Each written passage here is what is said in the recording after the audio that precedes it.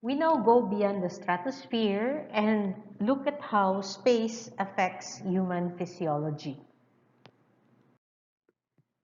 Out of these environmental challenges that an astronaut encounters, it is the intense linear acceleratory forces on takeoff, as well as the weightlessness in space, that has the largest impact on the physiology of the individual. To achieve orbit, the shuttle must accelerate from zero to a speed of almost 28,968 kilometers per hour or 18,000 miles per hour, a speed 9 times as fast as the average rifle bullet. Unlike an airplane, a spacecraft cannot make rapid turns, and therefore centrifugal acceleration is of little importance except when the spacecraft goes into abnormal gyrations. However, blast-off acceleration and landing deceleration can be tremendous, and both are types of linear acceleration, with one being positive and the other negative.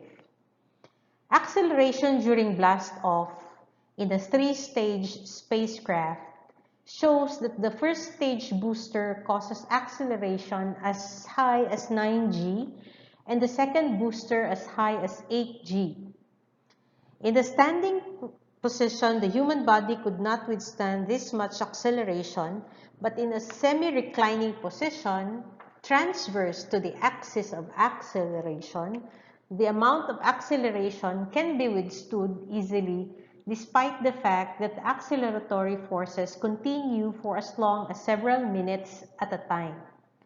Therefore, the reason for the reclining seats used by astronauts can be understood.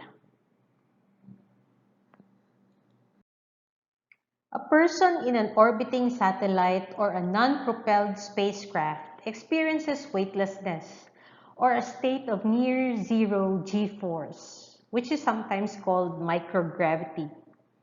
That is, the person is not drawn toward the bottom, sides, or top of the spacecraft, but simply floats inside its chambers.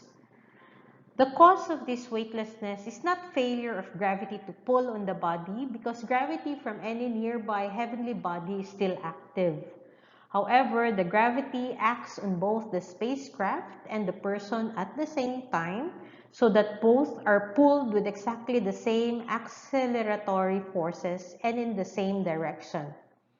For this reason, the person simply is not attracted toward any specific wall of the spacecraft. The physiological challenges of weightlessness have not proved to be of much significance as long as the period of weightlessness is not too long. Most of the problems that do occur are related to three effects of the weightlessness. 1. Motion sickness during the first few days of travel. 2. Translocation of fluids within the body because of failure of gravity to cause normal hydrostatic pressures.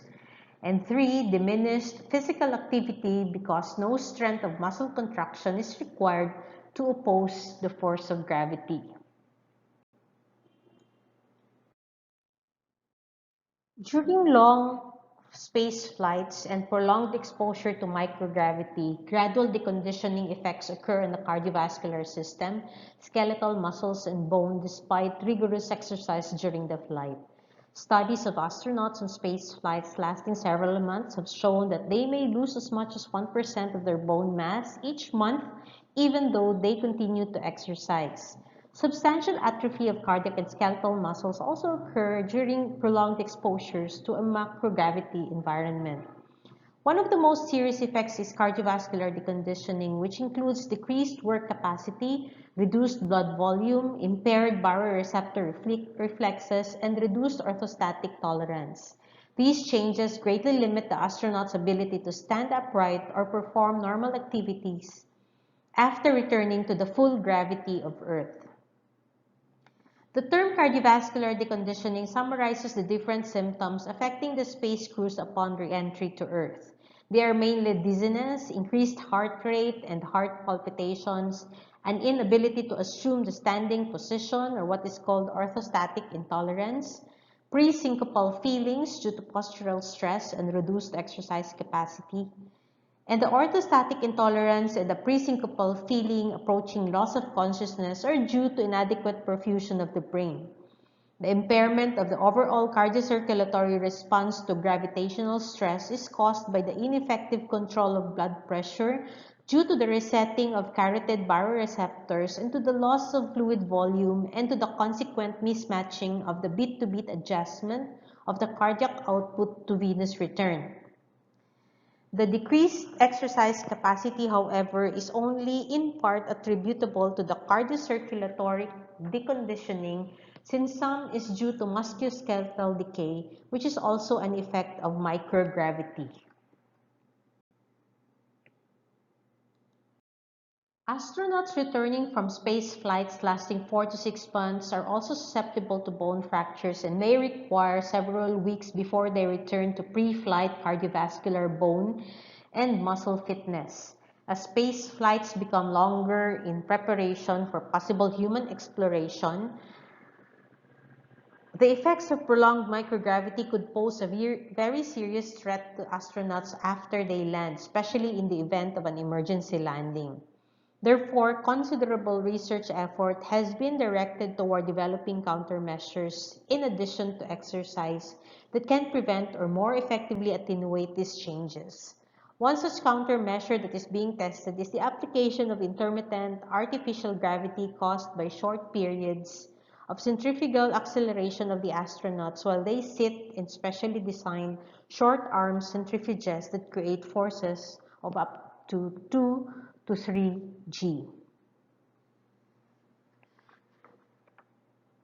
Complete recovery of cardiovascular function is reported at about 10 days after short-term space flights, that is around 4 to 10 days. However, according to some Russian scientists, a period of 4 weeks is required for full recovery of cardiovascular function after long-term, around 8 to 12 months of space flights.